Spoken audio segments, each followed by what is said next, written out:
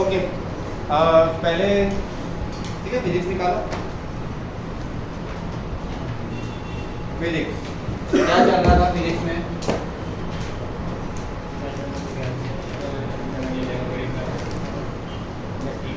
Physics में अपना क्या चल रहा था? एमीटर, वोल्ट मीटर और गैल्वेनोमीटर। मतलब गैल्वेनोमीटर पहले आता है, फिर एमीटर आता है, फिर वोल्ट मीटर आता है। ठीक, अभी अपना क्या आने वाला है? पोटेंशियोमीटर। मैं पहले पढ़ाऊंगा फिर डाउट सॉल्व कर देगा। एक तो डाउट होंगे, ज़्यादा नहीं होंगे? हाँ तो ठीक है। मतलब ज़्यादा होना रिप्रेजेंट करता है कि अपने को पुरानी चीज़ नहीं समझ में आए। एक तो मैंने बोला ना 10-20% चलता है, होना चाहिए, नेचुरल है। ये करने के बाद भी तुम नहीं बुक करोगे थोड़े से लेवल वाली तो भी 10-20% डाउट आ सकता है। जेई के एग्जाम पेपर में कोई तुम्हारे 10-20% डाउट गलत होते हैं, ऐसा तो है ही, नेचुरल है। इसका परफेक्शन लाने के लिए बहुत पेपर देना। Next potentiometer. नाम क्या है वापस बोलना? मुझे एक बात बताओ, पोटेंशियोमीटर वर्ड से आपको क्या फील आता है? ये पोटेंशियल डिफरेंस मेजर करता है। ये एक ऐसा डिवाइस है जो पोटेंशियल डिफरेंस को लेंथ के प्रोपोर्शनल बना के मेजर करता है। अब मैं इसका सिग्निफिकेंस समझाऊंगा आपको। सबसे पहले इधर देखो, V = IR होता है और IR = ρl/A होता है अगर वायर कोई भी लेते हो तो वोल्टेज डिफरेंस अक्रॉस कोई wire is proportional to length. अगर I सेम रखी जाए तो, अगर I सेम रखी जाए तो कंडीशन अप्लाई लिख देना, I ρ A तीनों चीजें सेम। कंडीशन अप्लाई लिखनी पड़ेगी साइड में। तो V is proportional to L बोल सकते हो। कब बोल सकते हो? कब बोल सकते हो? ये स्टेटमेंट कब वैलिड है? I ρ और A सेम, ठीक है? I ρ और A सेम है, उसको क्या बोलते हैं?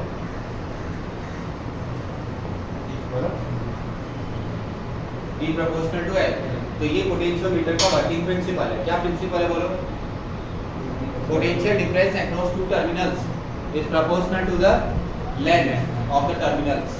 मतलब जो वायर आपने यूज किया है तो लेंथ ऑफ द वायर, ठीक है, अक्रॉस टू टर्मिनल जो भी है। जैसे अगर मैं पूरा नीचे से बोलूं, मान लो एक मेरे पास डिवाइस है, ये कैपिटल ई है, ये यहाँ पर रियोस्टेट है। क्या है? रियोस्टेट मतलब वेरिएबल रेजिस्टेंस, कंट्रोलिंग डिवाइस। जैसे कैसे आपका नल है, नल का काम क्या है? पानी देना। लेकिन फिर वो एक टैप वो क्या होता है ना, कंट्रोल करते हो कब रखना है कि ज़्यादा रखना है आपको पानी, कम रखो कि ज़्यादा रखो, काम उसका क्या है? पानी फ्लो कराना। तो रेजिस्टेंस है, बस इसको इस तरह से ड्रॉ करते हैं तो रियोस्टेट बोलते हैं। क्या बोलते हैं? रियोस्टेट मतलब वेरिएबल रेजिस्टेंस। आपको मन है उतना पानी खोलो, मतलब आपको मन है उतना रेजिस्टेंस रखो, एक सर्टेन जीरो से लेके एक सर्टेन लेवल तक रख सकते हो। ठीक, समझ में आया? मतलब जीरो मिनिमम पॉसिबिलिटी हो, वो नल से कितना पानी आएगा? मिनिमम जीरो, मैक्सिमम एक लिमिट, उससे ज़्यादा तो फिर भी नहीं आ सकता। वैसे ही इसको बोलते हैं ड्राइवर सेल, जो सब कुछ चलाता है, ऑपरेट करता है। ये नहीं होगा तो गाड़ी नहीं चलेगी। जैसे पैसेंजर एक बैठे, ठीक है बैठो, नहीं बैठना है मत बैठो, लेकिन ड्राइवर ना बैठ तो गाड़ी तो चलाए। पैसेंजर मान लो 50 पैसेंजर है, गाड़ी में बैठे, मतलब बस है, एक ड्राइवर गाड़ी चला रहा है। तो अगर पैसेंजर एक छूट जाए तो चल जाएगी गाड़ी। अरे पैसेंजर नहीं आया, मान लो टाइम हो गया तो ड्राइवर तो चला जाएगा गाड़ी लेके। लेकिन ड्राइवर ही ना आए तो पैसेंजर क्या करेंगे? जब 50 बैठे रहो। तो बात को आती है ड्राइवर वर्ड की फीलिंग। क्या होता है? जो सब कुछ चलाता है, जो सब कुछ ऑपरेट करता है, वो नहीं होगा तो काम चालू नहीं होगा। वो है तो काम चालू होगा, बाकी कोई एक आध छूट जाए तो चलेगा। वर्ड सेल्फ एक्सप्लेनेटरी है भाई, ड्राइवर सेल। फिर इधर जो है, ये जो वायर है मेन, ये वायर का फोकस बढ़ाना। इस वायर को क्या बोलते हैं?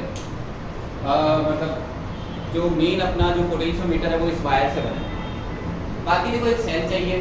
अच्छा इधर एक की भी डालनी है तो की भी डाल देना भाई, स्विच ऑन ऑफ कर फैसिलिटी हम जब चाहे तभी ऑन होना चाहिए। ठीक है, ये सब की के लेवल की बात है। की डाल दी, रियोस्टेट डाल दिया, ड्राइवर सेल हो गया, ये ऑन होता है। ठीक है, इस वर्ड का, इस सिंबल का मतलब ऑन। ए और बी पे फोकस चाहिए। ए और बी में क्या होगा? वोल्टेज डिफरेंस या resistance is proportional to length. ठीक है, डन। ये कौन है? पूरा डिवाइस पोटेंशियोमीटर। ये डिवाइस कौन है? यहाँ से लेके यहाँ तक वोल्टेज ड्रॉप, कोई भी दो पॉइंट के बीच में voltage difference proportional to length होगा। यहाँ जो वायर ना AB वायर पूरा प्योर कंडक्टिंग वायर नहीं, AB wire pure conducting wire नहीं है, लिमिटेड कंडक्टिंग वायर है, तभी तो रेजिस्टेंस क्रिएट होगा उसमें। मान लो कि एक बैटरी कनेक्ट किया, इधर गैल्वेनोमीटर लगा दिया और इधर ये पॉइंट है, टोटल लेंथ सपोज करो कैपिटल L है, और गैल्वेनोमीटर के अंदर ये जो पॉइंट होता है ना, इसको बोलते हैं जॉकी। मतलब जैसे कैसा एक वायर है, मैं टच कराऊंगा, गैल्वेनोमीटर डिफ्लेक्शन दिखा रहा है, थोड़ा आगे टच कराऊंगा, गैल्वेनोमीटर जीरो डिफ्लेक्शन ना दिखाए तब तक मैं टच कराते रहूंगा, तो मूवेबल पॉइंट हो गया, की है बट मूवेबल की है, ठीक है। तो मैं जब चाहूँ जहाँ चाहूँ वहाँ चेक करूंगा, जब गैल्वेनोमीटर डिफ्लेक्शन जीरो देगा वो पॉइंट नोट कर दूंगा, वो पॉइंट नोट किया, कितना आया L1। फिर मैंने एक दूसरा सेल लिया, वैसे इंटरनल रेजिस्टेंस भी है, उसका कोई पॉइंट नोट किया, वो तो कितना आया L2 आया, ठीक है। गैल्वेनोमीटर दोनों में है, मतलब एक्चुअली में कैसा है कि ये दो स्विच है, गैल्वेनोमीटर बीच में है, अभी कौन से स्विच से आपको कनेक्ट करना है वो आपकी चॉइस है, गैल्वेनोमीटर को किससे आपको कनेक्ट करना है आपकी चॉइस है। फर्स्ट से कनेक्ट करके आप जॉकी का पॉइंट ढूंढो जहां पर क्या आ जाए डिफ्लेक्शन जीरो। डिफ्लेक्शन जीरो क्या रिप्रेजेंट कर रहा है बोलो, यहाँ से कोई करंट जाएगी, मान लो अगर मेरे सेकंड को भूल जाओ, फर्स्ट कनेक्टेड है, L1 कनेक्टेड है, ये पॉइंट नहीं है, मतलब ये पॉइंट है ही नहीं, इसको पूरे को भूल जाओ, सेकंड से रिलेटेड पूरा सर्किट एक बार टेम्परेरी माइंड से निकालो, आप बोलो फर्स्ट कनेक्टेड है, और कोई अगर यहाँ पे गैल्वेनोमीटर में deflection zero, it means current across G is zero, means अगर यहाँ से कोई करंट नहीं जा रही तो यहाँ से कोई करंट भी नहीं आ रही है, यहाँ से कोई करंट नहीं आ रही मतलब यहाँ से करंट जा रही है 100%, जैसी जा रही है वैसी जा रही है, तो करंट सेम है, वायर यूनिफॉर्म है तो एरिया सेम है, ठीक है। रो भी मटेरियल भी सेम ही है, मतलब रो और ए तो वायर का पहले फिक्स है, सिर्फ एक आई की बात थी वो भी अपन ने सेम कर दिया, लेकिन कब सेम होगा, आई गारंटी कब ले सकते हो कि सेम, जब गैल्वेनोमीटर में करंट जीरो है, जब G जीरो रिफ्लेक्शन दे, जब G जीरो रिफ्लेक्शन दे, इसका मतलब क्या हुआ, इसका मतलब ये हुआ कि ये पॉइंट पे ऐसी जगह है कि यहाँ से करंट पास होने वाली नहीं है, यहाँ से कोई करंट पास होने वाली नहीं है, तो इसका मतलब बोल सकता हूँ, क्या बोल सकता हूँ, E1 is proportional to L, potential difference across these two point is proportional to L, 2 minute पहले जो स्टेटमेंट लिखा था उसी का modified version, V proportional to L, potential difference across these two point। वैसे ही अभी दूसरे वाले को कंपेयर किया तो E2 proportional to L, वो बीच के वो लिखा है रो, वो सब है, छोड़ो ना, आपने को क्या करना है, E1 का E2 इक्वल टू L1 का L2 बात करना। तो EMF दो EMF कंपेयर करने के काम आया ये डिवाइस मेरे को। अब डिफरेंस समझाता हूँ, देखो आपको मैंने दो बैटरी दे दी बिना प्रिंटिंग वाली, 1.5 वोल्ट लिखा होता है, 2.2 वोल्ट ऐसे सब लिखा होता है, मान लो उनसे प्रिंटिंग नहीं की है, तो कितना है बैटरी का EMF, कैसे मेजर करें, तो ये पोटेंशियोमीटर अगर अपने पास है तो अपन डिवाइस चेक करके बोल देंगे, पर ड्राइवर सेल होना जरूरी है पहले से, और ड्राइवर सेल की वैल्यू E1 और E2 से ज़्यादा होनी चाहिए। ड्राइवर सेल A से B तक का पूरा रेजिस्टेंस प्लस ये रेजिस्टेंस मिला के पूरा EMF है। अब E1 की वैल्यू E से ज़्यादा हो गई तो ये करंट उधर फ्लो करवा देगा, तो ऐसा नहीं चलना चाहिए, करंट का फ्लो तो ऐसे ही जा रहा है, ठीक है। तो वो एक प्राइमरी मैंडेटरी कंडीशन है, E1 E is greater than E1 and E2, वो G के लेवल पर। और दूसरा रियोस्टेट इस तरह रखा जाता है कि L1 L2 थोड़ा बीच के आसपास है, ये एक तरह से एरर रिडक्शन है, क्या है, एरर रिडक्शन, ठीक है, एरर रिडक्शन। वापस समझाएंगे, सबसे पहले पोटेंशियोमीटर होता क्या है, potentiometer is the device which measures potential difference across wire in terms of length, ठीक है। Potentiometer, potential difference between these two points या these two points वो आपको लेना है। अब मैंने मान लो कि एक एक्सटर्नल EMF डाला, बैटरी डाली, हालांकि उसमें इंटरनल रेजिस्टेंस है, बट एक बात बताओ, जब कोई रेजिस्टेंस में करंट पास नहीं हो तो वो है या नहीं है, कोई काम का है? मैंने क्या बोला था, करंट पास नहीं हो अगर किसी रेजिस्टेंस तो उसके होने का क्या एग्जिस्टेंस है? आपके घर पे फैन चल रहा है, पड़ा है, अगर उसमें इलेक्ट्रिसिटी पास नहीं हो रही है तो बिल का आएगा, वो मिनिमम बिल आएगा, उसको छोड़ो, बाकी बिल का आएगा ना। तो वो चल रहा है आपको हवा दे रहा है और ना उसका बिल आने वाला है। जब वो चल रहा है तो बिल भी आने वाला है और आपको हवा मिलेगी, मतलब आपके लिए वो काम भी कर रहा है और उसके अक्रॉस बिल भी आने वाला है। ना तो वो चलेगा और ना बिल आएगा। डिफरेंस समझ में आया? इलेक्ट्रिकल डिवाइस तो वो है, रेजिस्टेंस तो वो है, तो ये रेजिस्टेंस इंटरनल दिखाने हो तो दिखा दो, नहीं दिखाने तो नहीं दिखाओ, क्योंकि उससे कोई फर्क नहीं पड़ेगा। ठीक। अच्छा, ये मैं E1 और E2 लिए, E1 को मैंने बैलेंस किया, E2 को भूल जाओ, और E2 को लो तो E1 को भूल जाओ। अब इस तरह बैलेंस होना चाहिए कि उसके अंदर से करंट पास 0 होना चाहिए गैल्वेनोमीटर से। ठीक है, इसको अभी भूल जाओ। दो पॉइंट आएंगे, मेरे को भी नहीं पता कहाँ कहाँ आएंगे, वो आपको दिए होंगे।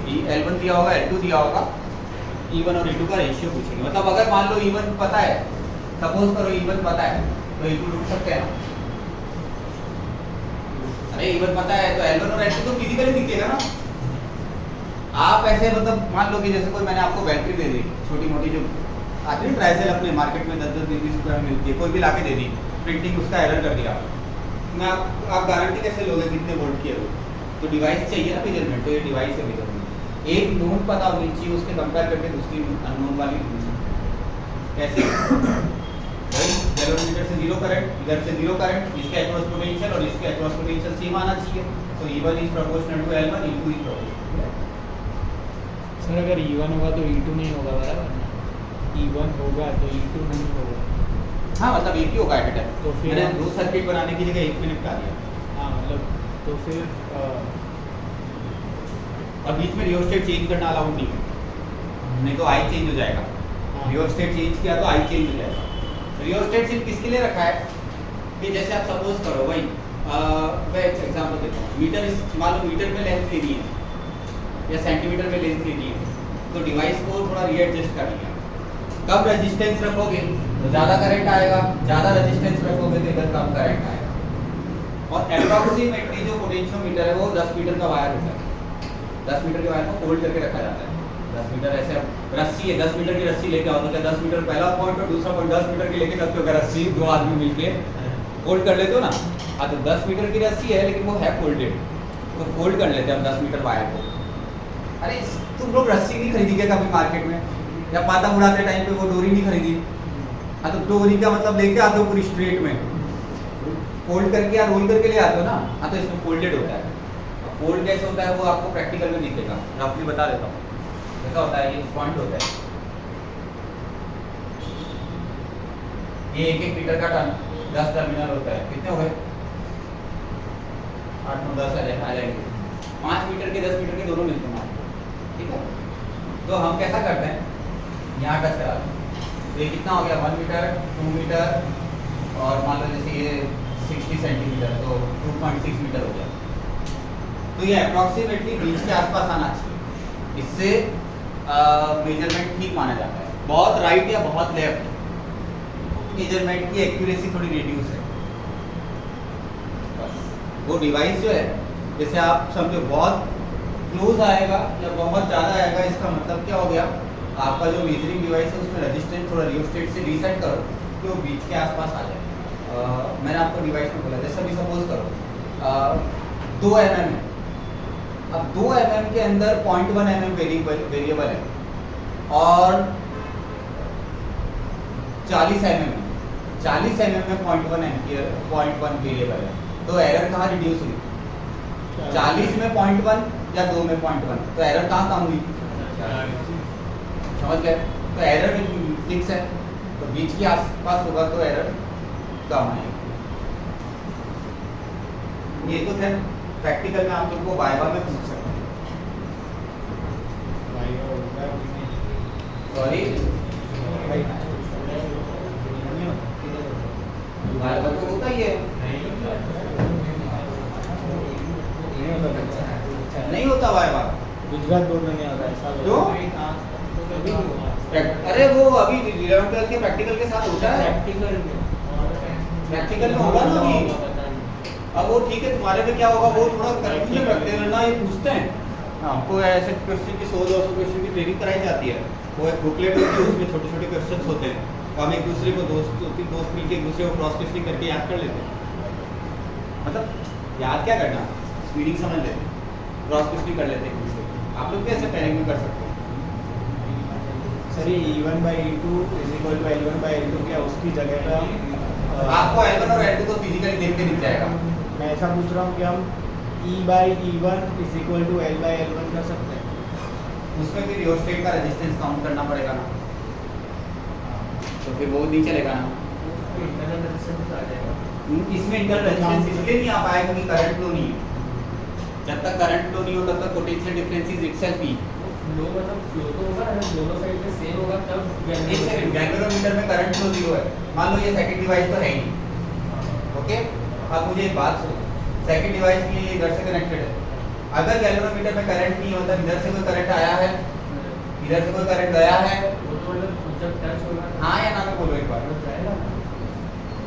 अगर उस सेकंड टच होगा तो वहां से करंट इधर टच कराया मैंने, ऐसा पॉइंट ढूंढा है जहां से करंट गैल्वेनोमीटर में डिफ्लेक्शन 0 है। अब बोलो इधर से इधर करंट जा रहा है, इधर से इधर करंट आ रहा है, मतलब रेजिस्टेंस के अक्रॉस पोटेंशियल डिफरेंस कितना है? 0, मतलब इटसेल्फ ईएमएफ की द पोटेंशियल डिफरेंस। हाँ तो बस पैरेलल में रेजिस्टेंस सेम होता है, तो the voltage difference between these two is proportional to E1 और V प्रोपोर्शनल टू L। अपन ने फंडामेंटली यही पढ़ा है, इससे पहले जो स्टेटमेंट लिखाया था वो V प्रोपोर्शनल टू L ही लिखाया है, ठीक है। Doubt clear? अब तुम तुम्हारा पूछो। सोच रहा था मतलब हो गया है। एक्चुअली क्या है, मैं फ्लो में होता हूँ ना, तो क्या है वो मेरा सेंटेंस स्लिप ना हो जाए, इसलिए मैं कंटिन्यू रख देता हूँ, नहीं तो वो मजा ही नहीं। चलो ध्रुवीर क्लियर हुआ थोड़ा थोड़ा? मैं वापस से एक बार बोलता हूँ, इसका मेन जो वर्किंग प्रिंसिपल है वो इतना सा है क्या, V प्रोपोर्शनल टू L, बस वर्किंग प्रिंसिपल इतना ही है, बाकी सब टाइम पास है। एक क्लियर हुआ क्या? कंपेयरिंग ऑफ 2 EMFs, ठीक है। सेकंड लिखो, finding the internal resistance of a battery. देखो पोटेंशियोमीटर वापस मैं ड्रॉ नहीं करने वाला, कैपिटल L मैंने क्यों लिखा है मुझे भी नहीं पता, तो फर्क नहीं पड़ता, वैसे साफ बात है।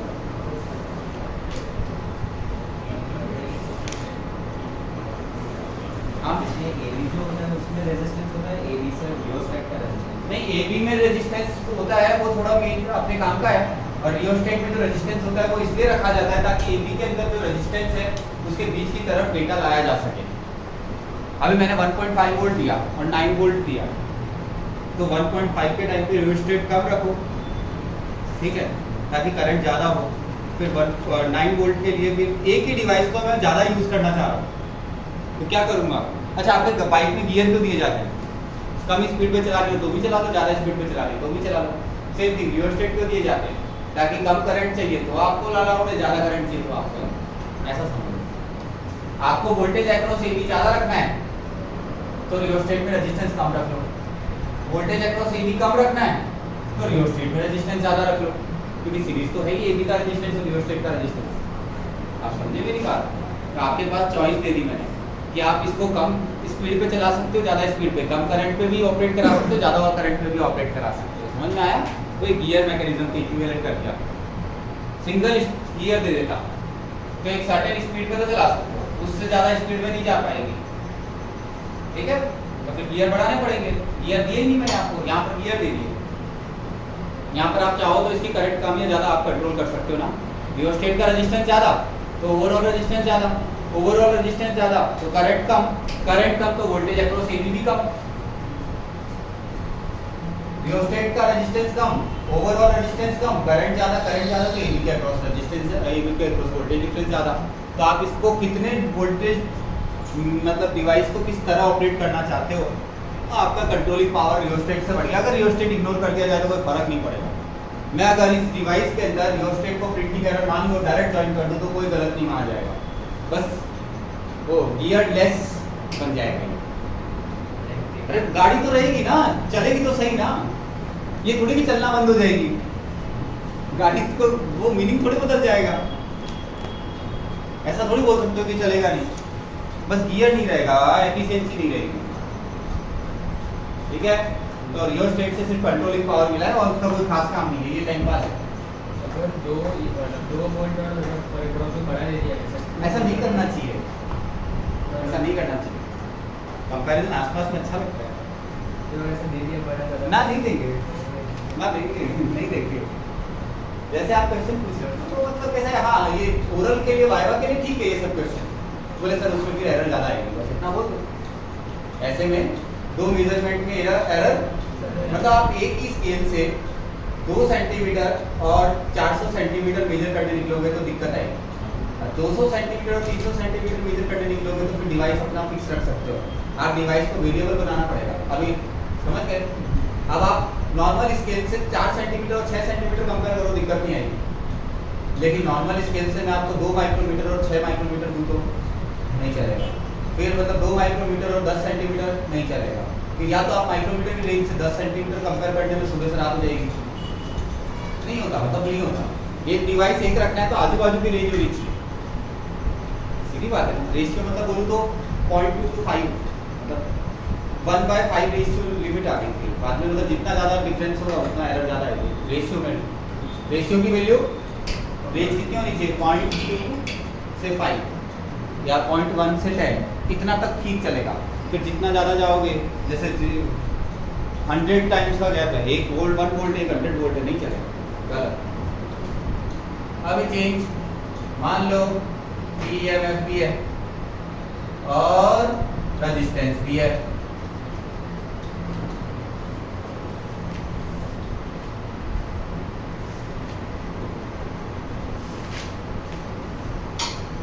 ये A पॉइंट मतलब ये पॉइंट है ना P1 और P2 ले लिया। अगर P1 से कनेक्ट किया और गैल्वेनोमीटर का पॉइंट 0 लिया तो क्या बोल सकता हूँ, A is proportional to L1, ठीक है। एक मिनट रुको, मैं तो जरा सर्किट दिखा दो ना। हाँ एक्चुअली मैं कनेक्ट तो एक जगह से फिक्स ही किया, इधर स्विच रखा है, ऐसा है ना, इधर स्विच है ना, इधर स्विच है ना, ये नहीं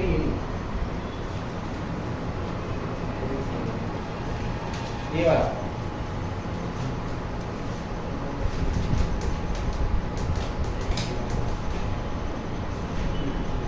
ये स्विच मेरे कंट्रोल में है, ये स्विच तो ऑफ रख दिया, ये स्विच एक बार ऑफ रखा, ये स्विच ऑफ रखा तो E is proportional to L1 और ये स्विच ऑन किया तो बोलो क्या होगा, E minus IR is proportional to L2, क्योंकि आपकी बार अब क्या होगा, करंट इधर से ऐसे जाएगा, तो गैल्वेनोमीटर से करंट 0 है, मतलब इधर से करंट नहीं आया है तो इधर से करंट नहीं गया है, इधर से कोई करंट आना जाना नहीं है, तो इंटरनली जो जाएगा वो तो जाएगा ना भाई, पुराने बात थोड़ी बंद हो जाएगी, इक्वल टू वही voltage difference across resistance battery is E minus IR, बराबर।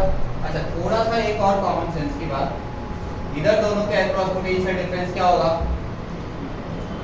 I capital R is also proportional to L2। अरे हाँ ठीक है, तो पहले एक काम करो, इन दोनों से I एलिमिनेट कर दो, वो 8+8 होगा, I is equal to E divide by small r plus capital R आएगा, वो कंफर्म होगा। मतलब आप भूल जाओ ये बाहर है, क्योंकि ना कोई करंट आ रहा है ना जा रहा है, तो इधर से आ नहीं रहा जा नहीं रहा, इधर से आ नहीं रहा जा नहीं रहा, ये तो अपना एक सिंगल सर्किट की तरह काम कर रहा है। क्योंकि गैल्वेनोमीटर डिफ्लेक्शन 0 है, वो बोल चुका था हमने प्रैक्टिकल के टाइम पे, ये चीज एक्सपेक्ट किया है, मतलब प्रैक्टिकल किया, हमने वही पॉइंट चूज किया जहां पर मेरा डिफ्लेक्शन 0 आया, फिर भी हम आगे बात कर रहे हैं, तो ना करंट आ रही जा रही है, तो इधर नहीं आ रही जा रही, इधर भी नहीं आ रही जा रही, इंटरनली जो आ रहा है वही आ रहा है, तो ये आगे आ गया, इधर पुट कर दो, तो बेसिकली ऐसा बोल सकता हूँ ER अपॉन, अगर आपको ये डायरेक्ट कटा हुआ है तो भी ठीक है, मेन एक काम फर्स्ट था सेकंड था, ये डायरेक्ट कटा हुआ है क्या, टर्मिनल वोल्टेज अक्रॉस बैटरी रटा हुआ है तो अच्छी बात है, नहीं तो अपन ने लिख दिया। चलो बोलो E divide by E R upon small r by capital R, small r plus capital R is equal to L1 by L2। कहने का मतलब L1 और L2 तो फिजिकली लिखेंगे, E कट गया, कैपिटल R पता है, स्मॉल r ढूंढ लो। चलो अरे बैटरी का इंटरनल रेजिस्टेंस ढूंढना मेरा टारगेट है। एक बैटरी ढूंढ ली, बैटरी का ईएमएफ ढूंढा, एक बैटरी का इंटरनल रेजिस्टेंस ढूंढा, बस।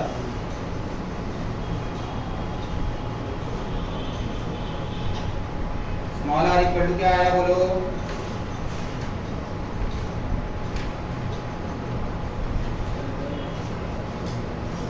L1 माइनस L2 या L2 माइनस L1?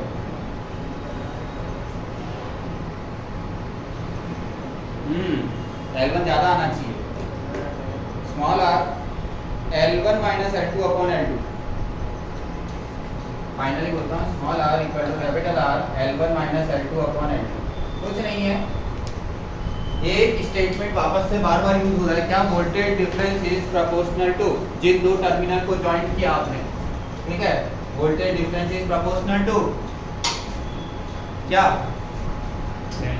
लेंथ, बस। अच्छा, जितनी देर के लिए एक्सपेरिमेंट चल रहा है उतनी देर के लिए रियोस्टेट पहले सेट कर लो। अगर आपने एक बार E प्रोपोर्शनल टू L1 के टाइम पे जो रियोस्टेट में वैल्यू रख दी तो E जो भी नेक्स्ट कंटिन्यू में जो एक्सपेरिमेंट का कंटेंट है उसमें रियोस्टेट चेंज नहीं कर, नहीं तो फिर I बदल गया। I बदल गया तो जो मैंने बोला था ना, E प्रोपोर्शनल टू L के साइड में एक मेंशन करवाया था स्टेटमेंट, क्या V प्रोपोर्शनल टू L के साइड में चेक करो, I is constant. If I is constant तो I वेरिएबल नहीं होना चाहिए, मतलब नहीं ही होना चाहिए। ये प्रैक्टिकल एप्लीकेशन, इसको प्रैक्टिकल की तरह से पढ़ाया जा सकता है। जेईई एडवांस बोलती है, क्या बोलती है कि हम 20% क्वेश्चन प्रैक्टिकल से पूछेंगे, तो वो बोलने के लिए तो प्रैक्टिकल है, बट वो थियरी में पढ़ने में भी होते हैं। फॉर एन एग्जांपल, आपने ऑर्गन पाइप पढ़ा है, याद आया? सोलोमीटर भी एक था, ये आया, ठीक है, फिर फ्यूचर में लेंसेज आएंगे। तो ऐसे प्रैक्टिकल एक्सपेरिमेंट जो है ना, वो आपके थियरी प्लस प्रैक्टिकल दोनों में आते हैं, बट वो प्रैक्टिकल में तो आए ना, तो 20% क्वेश्चन में ये जैसे प्रैक्टिकल में भी है, थियरी में भी है। तो जैसे जब मैं कैलकुलेट करने नहीं बैठूंगा ये किसमें है, बट प्रैक्टिकल के पॉइंट ऑफ व्यू से 20% वो लोग डालते हैं। उन्होंने लिखा है मेंशन करके कि हम पूछेंगे, तो कहाँ पूछेंगे? ऑर्गन पाइप पूछेंगे, सोनोमीटर पूछेंगे, ये वाला पूछेंगे, रॉड होती है ना, उसके डिफरेंट पॉइंट्स लेके वो 2π√L/g वो सब डेरिवेशन होते हैं, तो वो पूछेंगे। ऐसे इनके कुछ 18-20 एक्सपेरिमेंट है, वो बुकलेट पे सब लिखे, टेंशन को ले लो आप। तो 18-20 एक्सपेरिमेंट सारे के सारे एक बार चेक कर लेना, कुछ छूट गया हो मेरे से तो मेरे को बोल देना। जैसे पोटेंशियोमीटर के 2 एक्सपेरिमेंट है, सॉरी हाँ वो मुझे पता है, वर्नियर कैलिपर्स, स्क्रू गेज और माइक्रोमीटर। माइक्रोमीटर तो नहीं है शायद इसके सिलेबस में, वो सब तो ठीक है, छोटे नहीं है, बड़े एक्सपेरिमेंट नहीं है, ये बड़े, वो लीस्ट काउंट का गेम है बस, ये लीस्ट काउंट का गेम नहीं है, इसमें फिजिक्स होती है, इसमें फिजिक्स नहीं है, वो लीस्ट काउंट है, ठीक है। सॉरी, उधर एमीटर लगा होता है। हाँ एमीटर लगा होता है, एमीटर तो ऐसे टाइम पास के लिए लगाया है, मत लगाओ, चलेगा। मैं एक्चुअली डायरेक्ट आई लिख देता तो भी चल जाता। ईएमएफ पहले वाले से नहीं, मतलब ठीक है, हाँ एमीटर की कोई जरूरत नहीं, मतलब उधर से एमीटर मैं इसी स्टेटमेंट को डायरेक्ट यूज कर लेगा। अगर आई लिख जाता तो रेशियो लेता, आई की वैल्यू पुट करता, स्मॉल आ गया, लेकिन एक्चुअली में मैंने गलत लगाया है मीटर, बस लगा दिया भूल से, मेरे को याद नहीं था, लगा दिया, बाकी गलत भी क्या है, बाकी जरूरत नहीं, सॉरी। मतलब उधर जो डायरेक्ट दिखे वही डायरेक्ट आई की जगह लगा रखो, उसका तो कैलकुलेट नहीं करना पड़ेगा ऐसा। नहीं, लेकिन फिर भी एक चीज़ है, ईएमएफ तो नहीं कटेगा ना तब, आई की वैल्यू से इंडिपेंडेंट है, कैपिटल आर की वैल्यू चाहिए बस। तो ठीक है, मैंने कुछ जरूरत नहीं की, यही लगा दिया फालतू में, आप मत लगाओ। अरे वो कैसा है, आदत से पड़ी हुई है, लगे हाथ लग जाता है, कोई जरूरत नहीं है, चलेगा। तो मेन पोटेंशियोमीटर का वर्किंग प्रिंसिपल कहाँ से चलता है? E प्रोपोर्शनल टू L, बात खत्म। फिर बाकी बस जो कि आप यूज कर, मतलब आपको जो यूज करना हो, जैसे यूज करना हो करो, ठीक है। सेकंड स्टेटमेंट में I माइनस I कैसे देखो पहले मैंने स्विच ऑफ रखा तो करंट ही नहीं है, करंट नहीं है तो ये E प्रोपोर्शनल टू L1, फिर स्विच ऑन भी तो इधर बाजू में व्हेन ये SW जो लिखा है ना मेंशन करके, व्हेन SW चाहे स्विच 1 और 2 रख देना तो switch 1 is of, when switch 1 is on होगा तो फिर इंटरनल करंट आएगी। हाँ तो I मतलब E minus I common R small r plus capital R जब दोनों रेजिस्टेंस से करंट जाएगा टर्मिनल कौन से लिया आपने? कोई भी एक को जीरो कर दिया। अरे टर्मिनल कौन से लिए जिन दो पॉइंट के अक्रॉस पोटेंशियल डिफरेंस ढूंढ रहे हो, अगर उस पॉइंट पे कितना भी राउंड मार के आ जाओ जीरो ही आएगा। तो E minus small r E minus capital I small r plus capital R zero ही आएगा, वो तो हर बार आएगा। मतलब जो बीच में जैसे अलग से होगा एक टर्मिनल उधर कनेक्टेड है A और एक J से कनेक्टेड है। टर्मिनल तो देखो कौन से दो कनेक्टेड है, या तो ये बोल दो पैरेलल पार्ट या ये बोल दो पैरेलल पार्ट। टर्मिनल तो देखो कौन से दो कनेक्टेड है ना? हाँ, पूरा लूप तो हमेशा ही जीरो देता है, तो उसमें क्या मजा आया? वो तो किरचॉफ सर्किट तो ऐसे ही बोल देता है क्या एक लूप के राउंड लगाने के बाद जीरो आएगा मतलब आएगा, उसमें आप क्वेश्चन मार्क नहीं रखते, तो वो दिमाग क्यों लगाना हमें? डन। फिर एक नेक्स्ट हेडिंग लगाओ मीटर ब्रिज। मीटर ब्रिज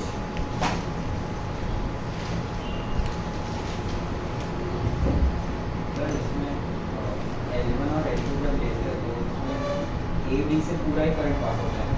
हाँ, ए बी से ही जो करंट पास होता है वही होता है, इधर ना कोई करंट कभी आएगा ना कभी कोई इधर से जाएगा।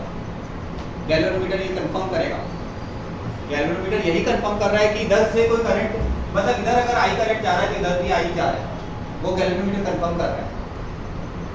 मतलब गैल्वेनोमीटर ने बोला जीरो करंट इधर गई है या इधर से आई है।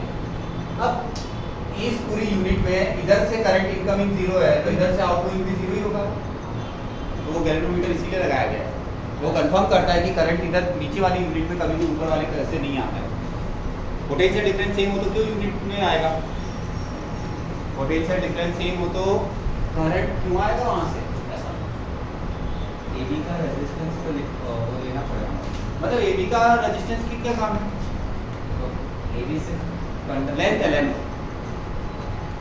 Voltage difference across AB is proportional to its length. AB की लेंथ AB की लेंथ जनरली 10 मीटर मैंने फिक्स रखी है, वो डिपेंड करता है आपके जो देंगे पोटेंशियल मीटर में दे देंगे, मतलब 5 मीटर 10 मीटर दोनों भी मिलते हैं मार्केट में। अपने को एक्सपेरिमेंट करना है, 5 मीटर से भी आएगा उसमें क्या फर्क पड़ना है? 10 मीटर वाले का खर्चा ज़्यादा आएगा, 5 मीटर वाले का कम आएगा। और क्या डिवाइस मतलब AB कंडक्टिंग वायर है ना, नॉर्मल छोटे। हाँ, मतलब पूरा प्योर कंडक्टिंग वायर नहीं है, थोड़ा कम कंडक्टिंग, जानबूझ के उसको इस तरह डिजाइन किया जाता है AB को कि वो अच्छा वाला कंडक्टिंग वायर ना हो, नहीं तो फिर AB का रेजिस्टेंस बहुत कम आएगा, तो वोल्टेज डिफरेंस अक्रॉस AB बहुत कम आएगा। बस वो थोड़ा मैन्युफैक्चरिंग कंपनी वाले ध्यान रखेंगे, अपने को इन्फ्लुएंस।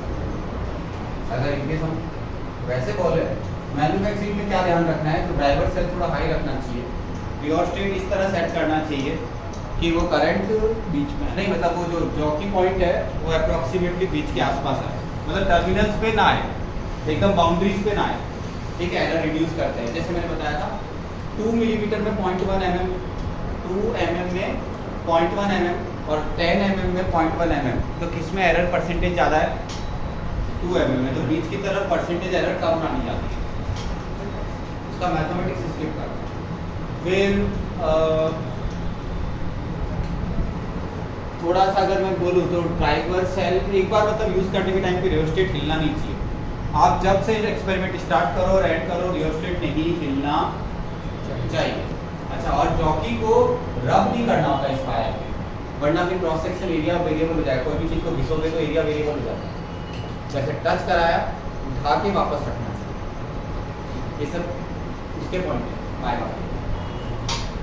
मतलब आप समझो, आप अगर किसी चीज़ को ऐसे करोगे ना तो वो घिसेगी तो वो वायर हर बार पतला होते जाएगा, तो एरिया को चेंज कर दिया तो अपना जो डेरिवेशन था उसमें ए कांस्टेंट, आई कांस्टेंट और रो कांस्टेंट, ठीक है, तो वो नहीं होना चाहिए। और कंटिन्यूसली बहुत ज़्यादा देर तक ये यूज़ नहीं करनी चाहिए, वरना EMF वेरी करता है।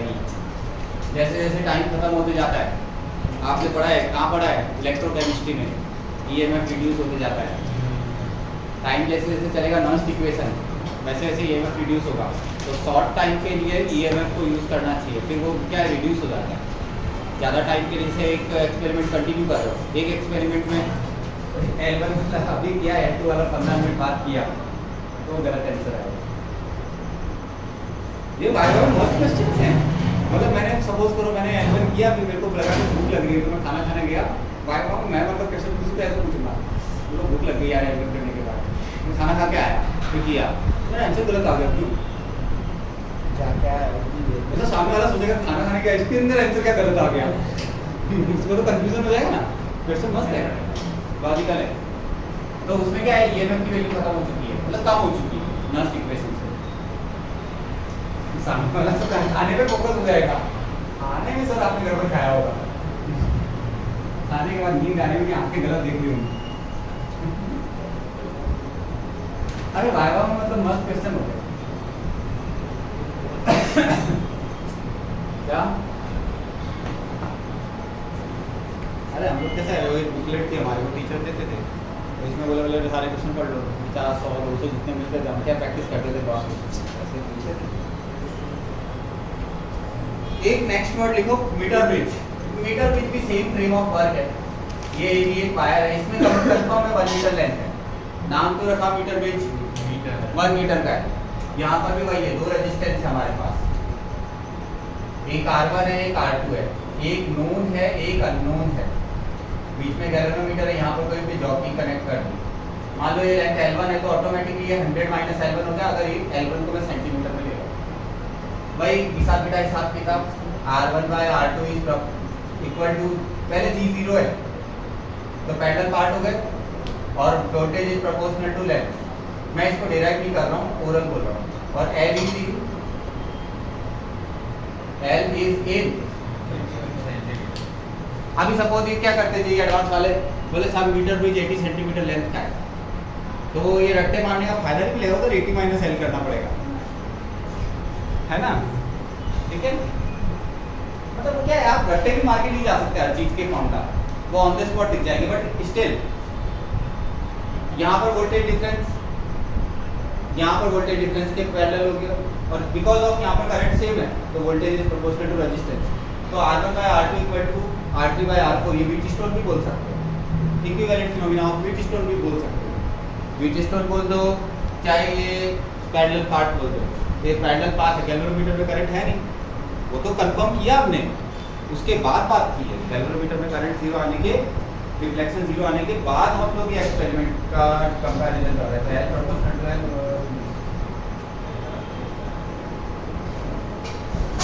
तो ये मीटर ब्रिज भी पूछ सकते हैं। रफली बोला आपको 18 से 20 एक्सपेरिमेंट है, तो 3 एक्सपेरिमेंट तो आज आ गए। तीसरा पोटेंशियोमीटर के 2 और 1, शायद ओम्स लॉ भी है 4, ऐसे करके मतलब इस चैप्टर से ज़्यादा है।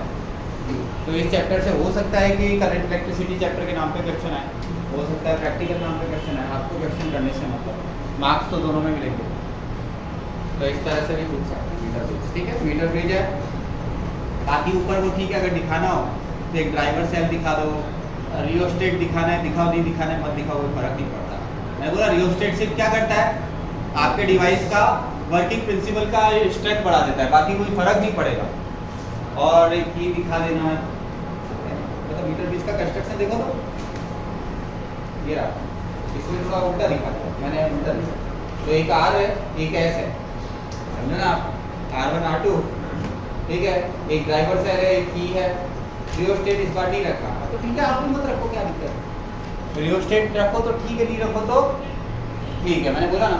अच्छा वही है सेम, ये भी कब अच्छा लगता है, R1 R2 का कंपैरिजन लेवल आजू बाजू का होना चाहिए, 1 मिली ओम 1 मेगा ओम, ऐसा मतलब गैप का लेवल बहुत बड़ा नहीं चलेगा। रेशियो इसका टेंस टू 0 या टेंस टू इन्फाइनाइट नहीं होना चाहिए, मतलब सिमिलर टू जैसे नंबर होना चाहिए, 10-20 तक चलेगा, बहुत ज़्यादा गैप नहीं चलेगा, वही एरर आई। अभी उसके बाद कुछ नहीं बचा है, बची है सिर्फ प्रैक्टिस। तो आप एक ये कौन सा है, अच्छा rheostat is the variable resistance, rheostat is the variable resistance. जैसे मैं समझा देता हूँ, रियोस्टेट का भी प्रिंसिपल इन्होंने दिया, इसलिए समझा रहा हूँ, वरना कोई जरूरत नहीं थी। ये रेजिस्टेंस है रियोस्टेट, थोड़ा और बड़ा बना।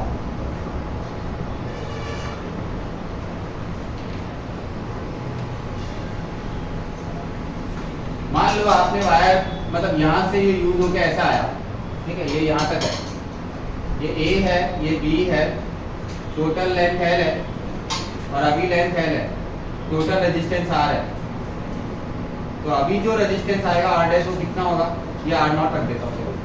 अभी रेजिस्टेंस कितना होगा, R L अपॉन कैपिटल है। समझाऊँ, R is proportional to L, unitary method.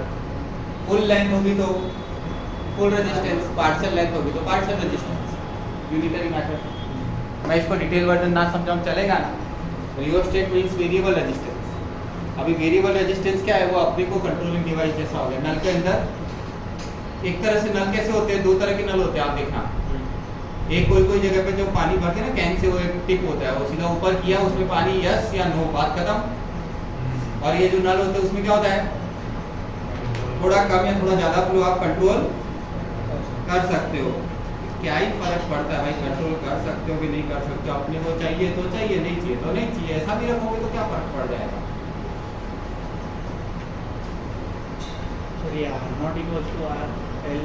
हाँ, वो मैंने गलती कर दी, R equal R not into, अब इधर R नॉट लिखना भूल जाता हूँ, लिख देता हूँ, बस।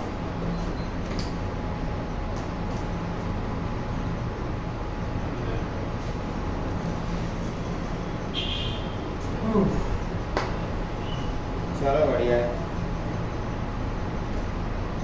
इजी है ना, ये भी सेम फ्रेम ऑफ वर्क है ना,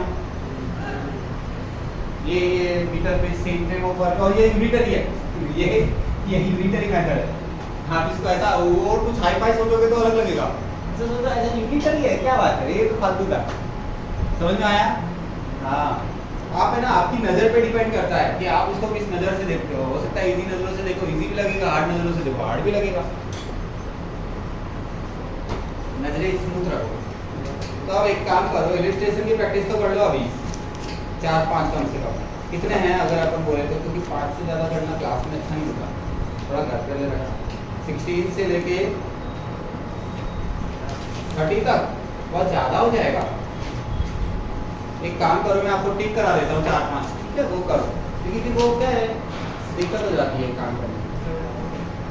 हाँ भाई, डाउट भी करूँगा मैं।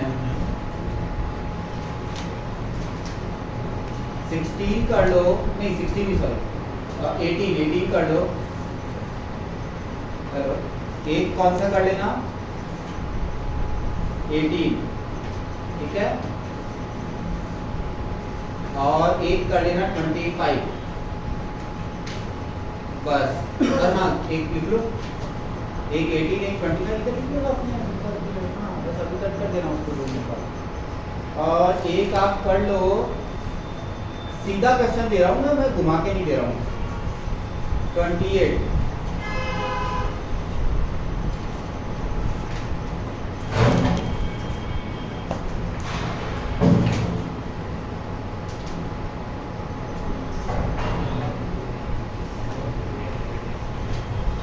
ये वो क्वेश्चन है जिसका सीधा जेई में क्वेश्चन आता है, जेई मेन में सीधे ही आ जाते हैं।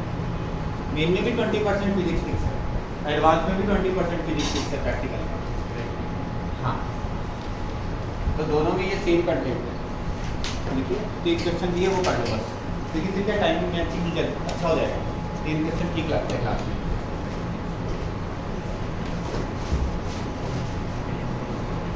ये सीधे फ्रेम के क्वेश्चन है जो आपको पढ़ाया वैसे, फिर घर जाके देखोगे तो थोड़े और ट्विस्टेड है।